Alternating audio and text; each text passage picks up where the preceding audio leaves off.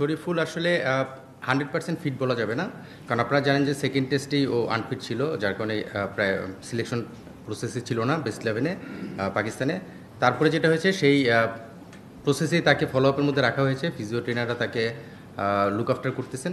সে 100% fit বলবো না টেস্টের জন্য, কারণ টেস্টে আপনি জানেন যে 15-20 ওভার বোলিং করতে দরকার হতে পারে। সামনে আমাদের টি-20 খেলাও রয়েছে, সো সেটাও আমাদের ইম্পর্টেন্ট প্লেয়ার শরীফুল হোয়াইট বলের জন্য। সেই জায়গা থেকে যেহেতু 100% ফিট না, আমরা আসলে ওই রিস্ক জায়গাটায় যেতে যাচ্ছি না, বিকজ আপনারা জানেন যে টেস্ট স্কোয়াডে আমাদের এখন কম্পিট করার মতো বেশ কিছু প্লেয়ারকে আমরা রেডি করতে পেরেছি, এখন মতো ফিট আছে। সো সেই জায়গা থেকে শরীফুলের ইনক্লুশনে আমরা রিস্কে যাইনি। হোপফুলি যদি সময়ের সঙ্গে সঙ্গে রিকভারি করে আসে টি-20-তে ইনশাল্লাহ খেলতে পারবে। জাকের আলী অনেকের যে বিষয়টা আপনারা দেখবেন যে আমরা একটা জিনিস মাথায় রেখেছিলাম, কন্ডিশন এবং অপোনেন্ট। সেই জায়গা থেকে পাকিস্তানে আমরা 5 জন সিমার নিয়ে গিয়েছিলাম, এখানে আমরা সিমারের সংখ্যাটা কমিয়ে 4 জনে এনেছি এবং একজন ব্যাটসম্যানের সংখ্যা বাড়িয়েছি, মিডল অর্ডার স্পেশালিস্ট। আমাদের টিম কম্বিনেশন আমাদের মনে হয়েছে যে মিডল অর্ডার একটা অপশন বাড়ানো আমাদের দরকার, যেহেতু কন্ডিশন এবং আমরা বললাম অপোনেন্ট, সেই জায়গা থেকে আমরা মিডল অর্ডার অপশনটা বাড়িয়েছি। থার্ড পার্ট যেটা আপনি জিজ্ঞেস করেছেন, ওয়াই জাকির, এখানে আপনারা জানেন যে লাস্ট আমাদের সবগুলো প্ল্যানের মধ্যে দীপু ছিল। একটা জিনিস লক্ষ্য করবেন, দীপু যখন ম্যাচ খেলেছে আমাদের সাকিব এবং মুশফিক সবসময় অ্যাভেলেবেল ছিল না, কেউ একজন অনুপস্থিত ছিল, তখন কিন্তু দীপু ম্যাচগুলো অপরচুনিটি পেয়েছে এবং খারাপ ভালো মিলিয়ে খেলেছে। আমি বলবো না খুব ভালো খেলেছে বা খুব খারাপ খেলেছে। রিসেন্ট পারফরমেন্সটা আমরা এখানে জাস্টিফাই করেছি। দীপু অস্ট্রেলিয়ায় গিয়েছিল, আপনারা জানেন 2টা 4-ডে ম্যাচ খেলেছে, পাকিস্তানে 2টা 4-ডে ম্যাচ খেলেছে। খুব ছন্দে নেই একটা প্লেয়ার, আসলে যখন ইন্টারন্যাশনাল ম্যাচ খেলতে যাবে তার ফর্মটা খুব ইম্পর্টেন্ট। সেই জায়গা থেকে দীপু আমাদের ফিউচার প্লেয়ার এবং সামনে এনসিএলও শুরু হচ্ছে, সে সেটার জন্য রেডি হচ্ছে। দীপু আমাদের প্ল্যানের মধ্যেই রয়েছে, খুব কাছ থেকেই রয়েছে।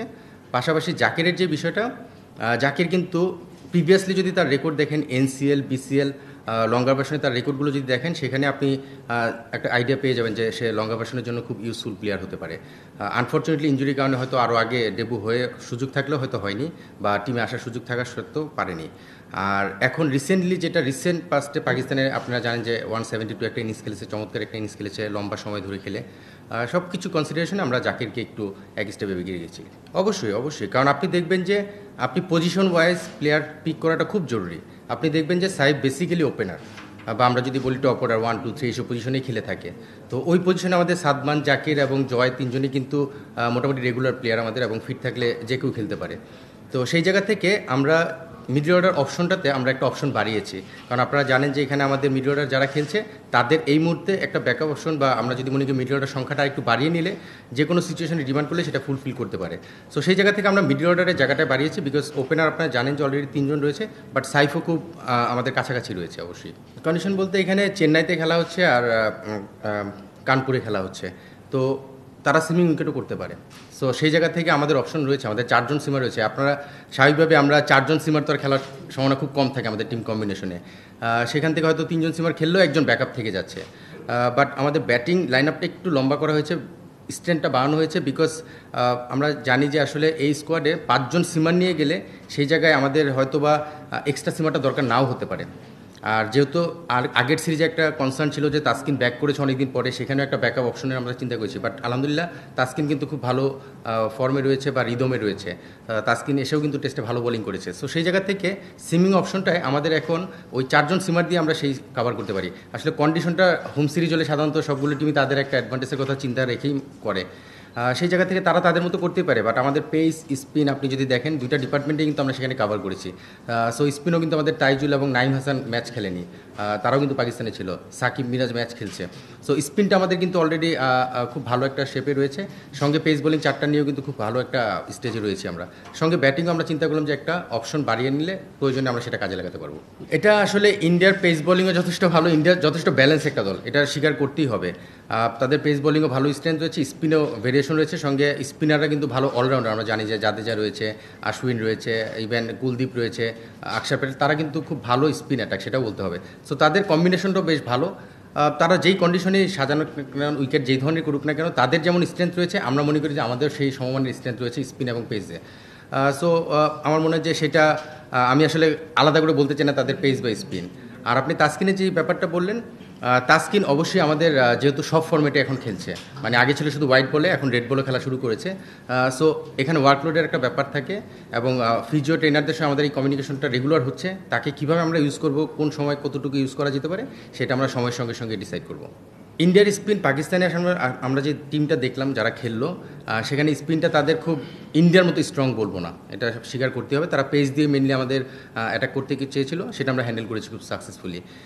স্পিন যেটা হয়েছে এখানে আপনি আশ্বিন জাদেজার মতো এক্সপিরিয়েন্স প্লেয়ার রয়েছে, তাদেরকে হ্যান্ডেল করাটা তো অবশ্যই একটা চ্যালেঞ্জ থাকবে। বাট আমাদের প্লেয়াররা কিন্তু এমন না যে নতুন খেলছে, আপনি দেখবেন আমাদের ব্যাটিং লাইন আপটা বেশ এক্সপিরিয়েন্স একটা দল কিন্তু আমরা এখন। সো পেস যেহেতু আমরা হ্যান্ডেল করেছি সাকসেসফুলি, এখানে যদি স্পিনটাও আমরা হ্যান্ডেল করতে পারি আমার মনে হয় খুব ভালো কম্পিটিটিভ ম্যাচ আমরা আশা করতে পারি, এবং আমাদের টিমের সেই অ্যাবিলিটি আছে যে আমরা স্পিনও হ্যান্ডেল করতে পারি। বাট অবশ্যই জাদেজা আশ্বিন পাকিস্তানের স্পিন অ্যাটাকের সঙ্গে কম্পেয়ার করলে বেশ এগিয়ে রয়েছে। লেফট আর্ম একজন পেস বোলার থাকলে যেটা হয় টিম কম্বিনেশন অনেক সময় একটা ভেরিয়েশনের অপশন থাকে, কিন্তু আসলে এখন তো আমাদের অপশন আসলে নেই। আমরা যদি দেখি আমাদের পেসের যে একটা পুল যদি আমরা দেখি, সেখানে left arm pace bowler Mustafiz এবং শরীফুলি আমাদের প্রাইম পেস বোলারের মধ্যে পড়ে। যেহেতু মোস্তাফিজ আমাদের এই ফর্মেটটা খেলে না, সেখানে শরীফুল যেহেতু একটা ইনজুরি কনসার্ন রয়েছে, তো স্বাভাবিকভাবে আমরা করিনি, তাকে আর চিন্তা করিনি টেস্টে।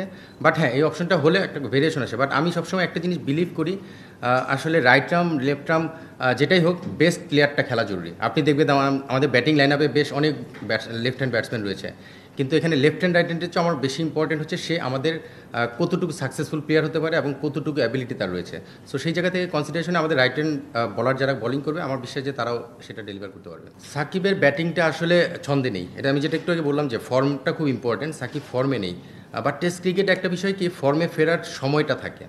মানে আপনি টি-20 ওয়ানডেতে কিন্তু সেই সময়টা হয়তো থাকে না, রানের তাগিদ থাকে, ব্যাটসম্যানদের রান করার একটা তাগিদ থাকে, সময় কম থাকে। টেস্ট ক্রিকেটে কিন্তু সেই সময়টা থাকে। আমি বিশ্বাস করি সাকিব যেই মানের প্লেয়ার, আসলে একটা ইনিংসের ব্যাপার, একটু সময়ের ব্যাপার, সে যদি সেটা করে নিতে পারে সেই ফর্মটা ফিরিয়ে আনবে। সবচেয়ে বড় অ্যাডভান্টেজ হচ্ছে সাকিব যদি দলে খেলে, আমরা দেখছি যে সে 5-6 এইসব পজিশনে ব্যাটিং করবে, আমরা সোফার চিন্তা করি। এটা কিন্তু অপোনেন্ট টিমের জন্য একটা চিন্তা যে সাকিব উইকেটে রয়েছে। এই 2-4-5 ইনিংস দেখে কিন্তু সাকিবকে কেউ রেট করে না, সো আমরাও রেট করতে চাই না। সাকিব একজন অলরাউন্ডার এবং ব্যাটসম্যান হিসেবে ওই পজিশনের প্লেয়ার, জাস্ট একটা ইনিংসের ব্যাপার, সেটা করে ফেলতে পারলে, সময় নিয়ে যদি করে ফেলতে পারে, আমার মনে হয় যে সে তার ফর্মে ফিরে আসাটা সময়ের ব্যাপার। অবশ্যই উপরে ব্যাটিং করার যদি সময় আসে সেটা করবে। এখন আসলে টিম কম্বিনেশনে, টিম ব্যালেন্সিংয়ের কিছু ব্যাপার থাকে, টিম কম্বিনেশনের কিছু ব্যাপার থাকে। সেই কম্বিনেশনে কিন্তু মিরাজকে ওই পজিশনে খেলতে হচ্ছে, এবং ওই জায়গায় যে একটা ইম্পর্টেন্ট রোল প্লে করছে সেটাও আমাদের জন্য কিন্তু একটা পাওয়া। সো উপরে ব্যাটিং যদি দলের প্রয়োজন হয় অবশ্যই করতে পারে, সেটা কিন্তু সে প্রমাণ করেছে। সো মিরাজ তো আমাদের প্ল্যানের মধ্যে সবসময় থাকে, এবং সেটা যদি দলের প্রয়োজনে কখনো উপরে প্রয়োজন হয় অবশ্যই ব্যাটিং করার অ্যাবিলিটি তার আছে, সেটা প্রমাণ করেছে। এখন টিম কম্বিনেশন যখন সাজানো হবে তখন হয়তো যদি কোনো ম্যাচে মনে হয় যে তাকে উপরে ব্যাটিং করানোর প্রয়োজন, সেটা করা যেতেই পারে, সে প্রুভেন প্লেয়ার। অবশ্যই প্ল্যানে আছে। আসলে লঙ্গার ভার্সন খুব বেশি এক্সপিরিয়েন্স নেই ঋষাদের। আসলে টি-20তে যেটা হয় 4 ওভার, ওয়ানডেতে 10 ওভার, টেস্টে খেলতে গেলে হয়তো যদি একজন মেইন বলার হিসেবে খেলে হয়তো 15-20 ওভার করতে হতেই পারে। সেই লোডটা এখনও তাকে আমরা নিতে দেখিনি, কারণ এনসিএল খুব বেশি ম্যাচ খেলার সুযোগ হয়নি, এই ধরনের পরিমাণ বোলিংও তার করা হয়নি। সো আমরা চাচ্ছি যে সে লঙ্গার ভার্সনে ম্যাচ খেলে তারপরে টেস্ট টিমে আসুক, এবং লঙ্গা ভার্সন যখন খেলবে তখন তার জন্য ইজিয়ার হয়ে যাবে। কারণ আসলে 4 ওভার 10 ওভার বোলিং করার 15-20 ওভার এবং ফিল্ডিং রেস্ট্রিকশন থাকে, সবগুলো ব্যাপার রয়েছে।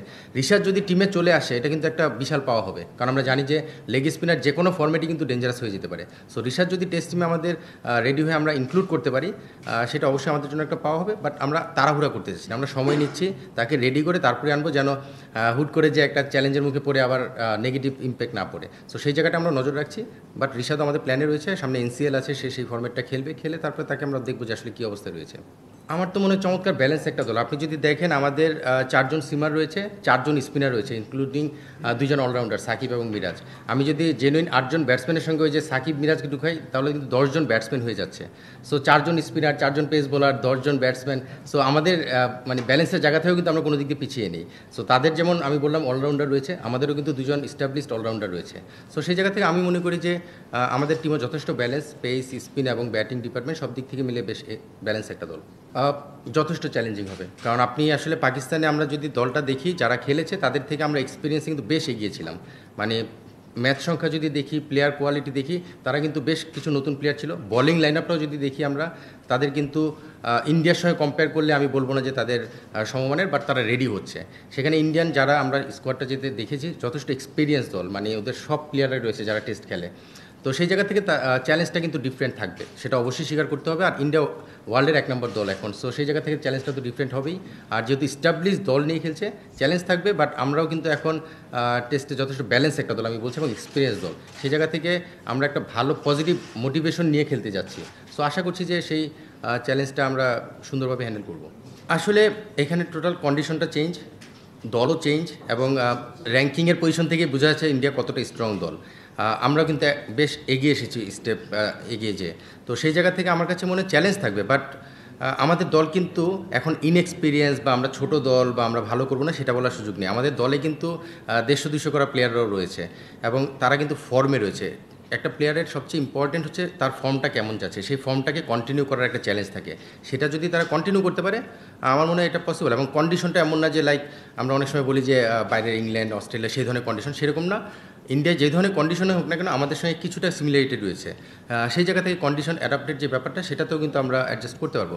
চ্যালেঞ্জ থাকবে, বাট আমি বলবো না যে একদম পাকিস্তানের সঙ্গে যতটা কমফোর্টেবলি আমরা ডোমিনেট করে উইন করে এসেছি সেই কমফোর্ট জোনটা হয়তো থাকবে না, বাট ভালো খেললে অবশ্যই জেতা সম্ভব।